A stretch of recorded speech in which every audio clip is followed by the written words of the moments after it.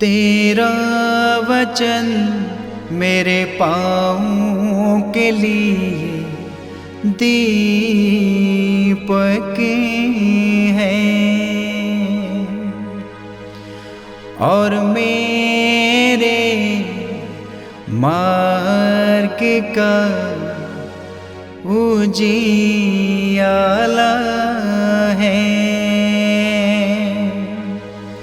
तेरा वचन मेरे पाँव के लिए दीपक है। पहला पाठ अध्याय 15 पद संख्या 7 से 21 तक।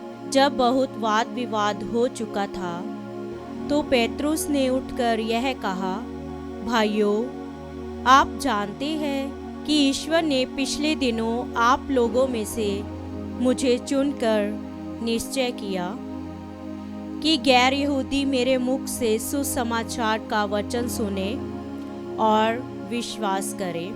ईश्वर मनुष्य का हृदय जानता है।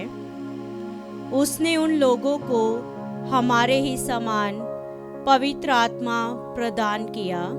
इस प्रकार उसने उनके पक्ष में साक्ष्य दिया और विश्वास द्वारा उसका हृदय शुद्ध कर हम में और उनमें कोई भेद नहीं किया।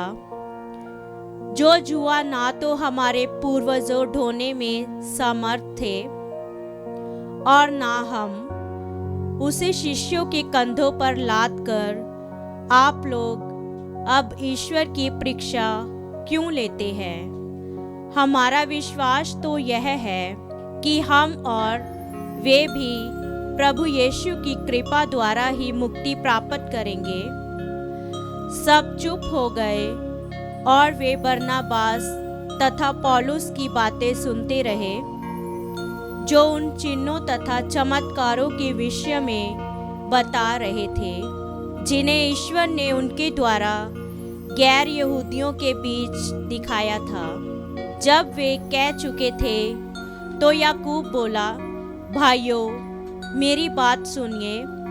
सिमोन ने हमें बताया कि पिछले दिनों ईश्वर ने किस प्रकार गैर यहूदियों में से अपने लिए एक प्रजा चुनने की कृपा की है। यह नबियों की शिक्षा के अनुसार ही है, क्योंकि लिखा है, इसके बाद मैं लौटकर दाऊद का गिरा हुआ घर फिर ऊपर उठाऊंगा। मैं उसके खंडरों का पुनर्निर्माण करूंगा और उसे फिर खड़ा करूंगा, जिससे मानव जाति के अन्य लोग अर्थात सभी राष्ट्र जिन्हें मैंने अपनाया है प्रभु की खोज में लगे रहे। जो ये कार्य संपन्न करता और प्राचीन काल से जानता है, वही प्रभु यह कहता है। इसलिए मेरा विचार यह है कि जो गैर यहूदी ईश्वर की ओर अभिमुख होते हैं उन पर अनावश्यक भार ना डाला जाए, बल्कि पत्र लिखकर उन्हें आदेश दिया जाए कि वे देव मूर्तियों पर चढ़ाए हुए मांस से, व्यभिचार से, गला घोटे हुए पशुओं के मांस से और रक्त से परहेज करें, क्योंकि प्राचीन काल से नगर नगर में मूसा के प्रचारक विद्यमान है और उनकी संहिता प्रत्येक विश्राम दिवस को सभागृहों में पढ़कर सुनाई जाती है। यह प्रभु की वाणी है। ईश्वर को धन्यवाद। भजन अनुवाक्य। सभी लोगों को प्रभु के अपूर्व कार्यों का गीत सुनाओ। सभी लोगों को प्रभु के अपूर्व कार्यों का गीत सुनाओ। प्रभु के आदर में नया गीत गाओ। समस्त पृथ्वी प्रभु का भजन सुनाए। भजन गाते हुए प्रभु का नाम धन्य कहो। अनुवाक्य। सभी लोगों को प्रभु के अपूर्व कार्यों का गीत सुनाओ। दिन प्रतिदिन उसका मुक्ति विधान घोषित करते जाओ। सभी राष्ट्रों में उसकी महिमा का बखान करो। सब लोगों को उसके अपूर्व कार्यों का गीत सुनाओ।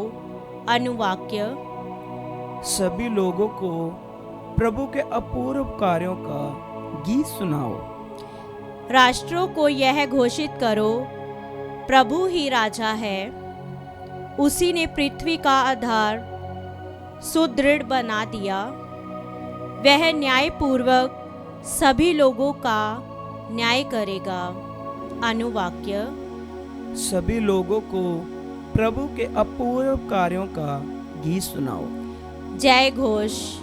प्रभु कहते हैं, मेरी भेड़ें मेरी आवाज़ पहचानती है, मैं उन्हें जानता हूँ और वे मेरा अनुसरण करती है। हालेलुया। संत यूहन्ना के अनुसार पवित्र सुसमाचार अध्याय 15 पद संख्या 9 से 11। यीशु ने अपने शिष्यों से ये कहा, जिस प्रकार पिता ने मुझे प्यार किया है उसी प्रकार मैंने भी तुम लोगों को प्यार किया है। तुम मेरे प्रेम में दृढ़ बने रहो। यदि तुम मेरी आज्ञाओं का पालन करोगे तो मेरे प्रेम में दृढ़ बने रहोगे। मैंने भी अपने पिता की आज्ञाओं का पालन किया है और उसके प्रेम में दृढ़ बना रहता हूँ।